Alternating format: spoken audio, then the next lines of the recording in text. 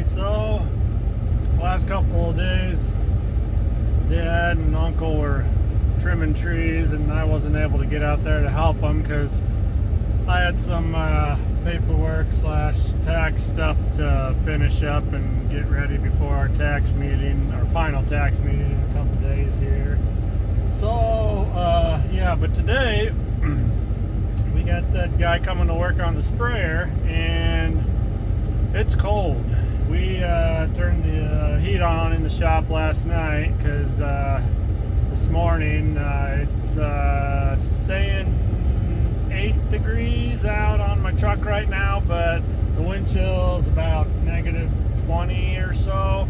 So yeah, it's pretty chilly. We're gonna run over and turn on a couple other heat sources over in the shop, try to get that nice and toasty over there before Nate, the service guy, gets up here to work on the sprayers. So let's go ahead and head on over there.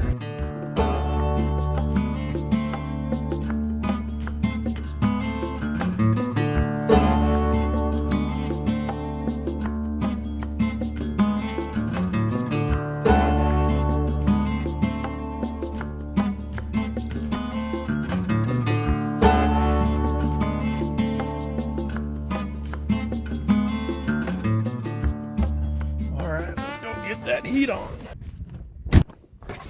Chilly out there, tell you what.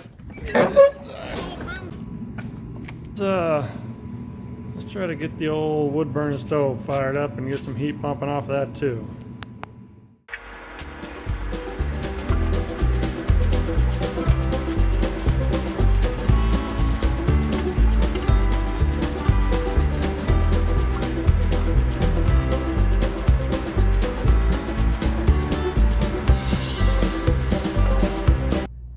Dun dun dun!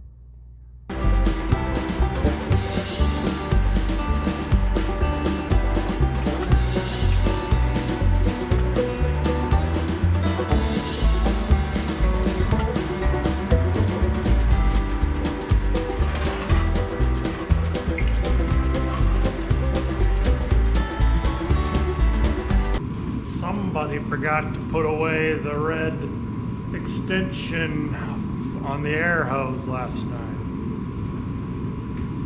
Old man.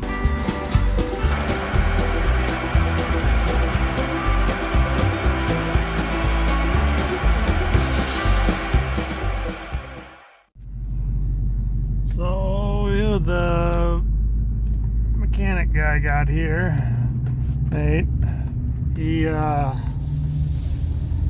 He's a little camera shy. We'll check back in on that a little later today, and for now, probably go do a little more fun paperwork.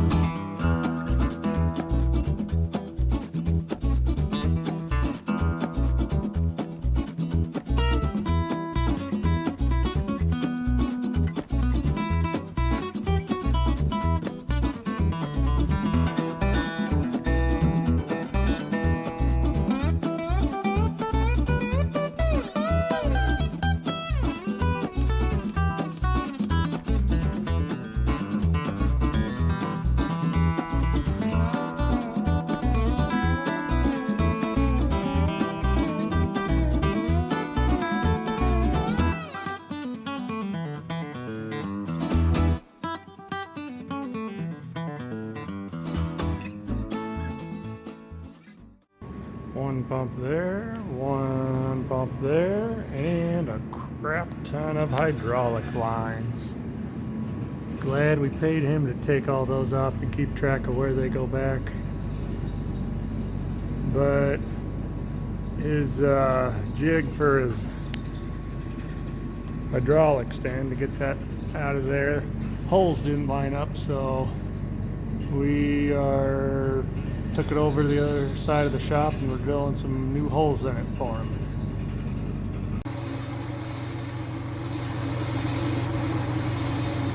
Drill test makes it a lot easier. Handheld drill.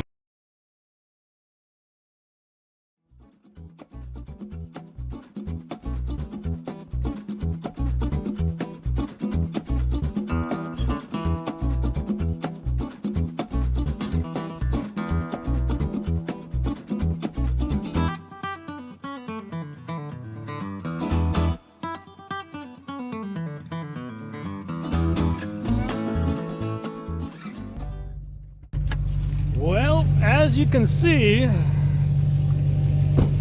the service guy's gone, but that doesn't mean he's done. We figured it was, and he even said it was probably going to be about a 2-day job, but we ran into a bit of a snag.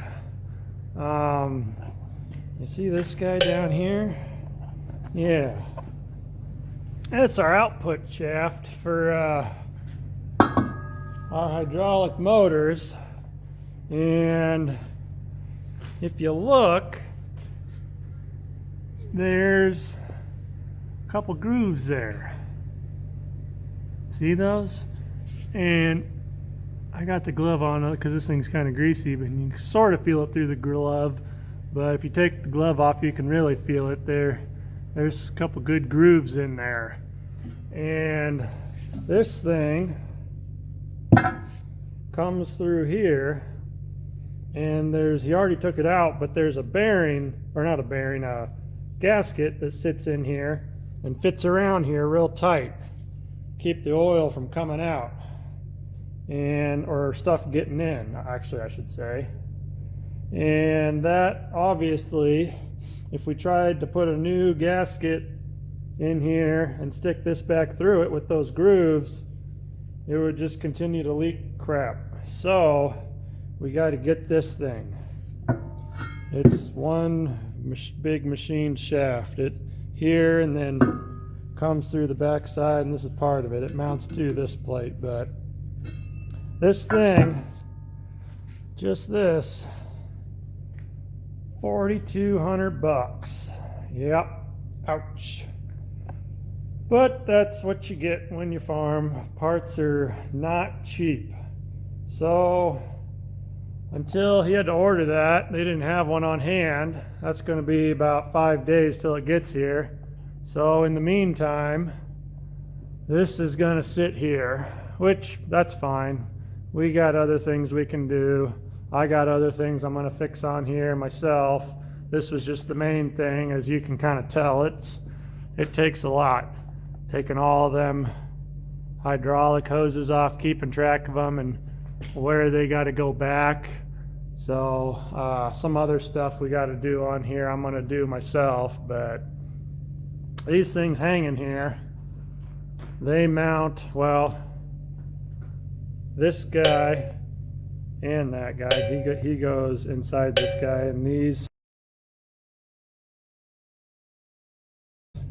mount, actually there's a big flywheel somewhere. Oh, he already stuck it back up in there. Up here, and then that shaft comes through there. That shaft, it's sticking through, and then this guy, there's some gears inside here. See that? So this would mount to here, and that's sticking through here, and then those splines on there